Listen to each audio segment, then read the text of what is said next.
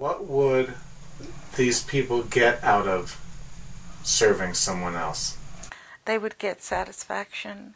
They would get a sense of themselves. They would become instructive.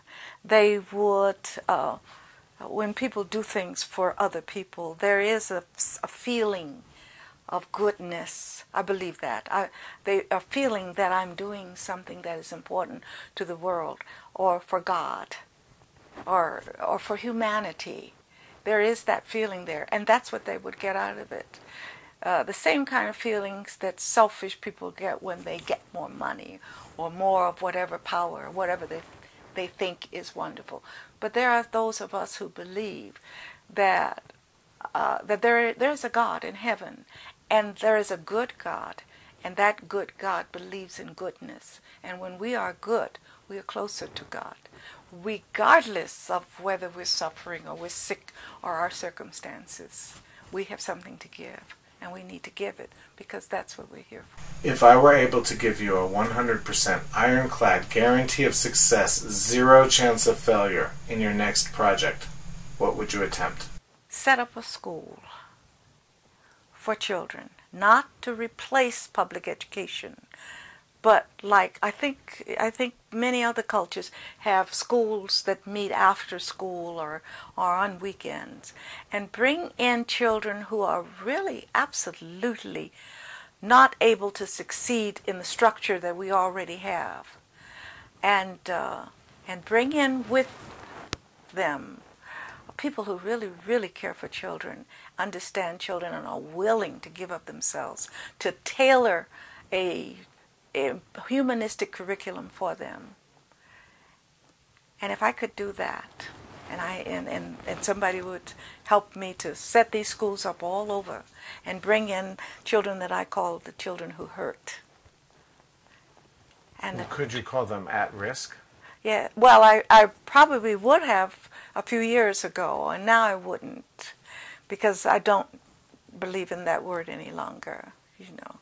But when the at-risk concept came out, it means the same thing that it means today, and it means the children who are failing, children who hurt, children who learn differently. Let's pretend for a moment that all 7 billion of us are going to watch this video. What would you say to us? I would say that I would have to address you, Bruce. I have not met anyone before who's come to me as you have and given me an opportunity to express myself and talk about things, spiritual things, or in fact beliefs. I would say to them that I am very grateful that there's someone like you out there, because I have not met anyone before, and I didn't know idea that you were there, and I really appreciate this opportunity, the minutes that I've had to sit here and answer questions and believe that someone, and know that someone is listening. How can we as a society create more servant leaders like yourself? It goes back to the children, and it goes very early. We do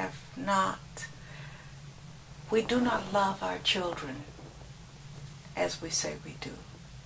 We do not love our children as we say we do. Because when you love someone, and you said this earlier, there are certain ways you treat them. And one of the ways is that you don't just let them do any and everything. Children need direction. Children need to be instructed. If we loved our children like we loved our dogs, for instance, we would walk with our children every day. We would pet our children and touch our children and tell them how beautiful they are as we do our pets. So it starts with the children, and it starts very, very young. As you said, it doesn't take a child long to know that there's not a lot of love going on here. And I think that that's where it has to start for us to have a better world, and more love for each other, and interest in cultures, and interest in communities, interest in people, and seeing people as part of one family, so that you don't hate this one because this one looks different or speaks differently or is different. Thank you so much for taking the time to meet with me. I certainly thank you. It's been my pleasure.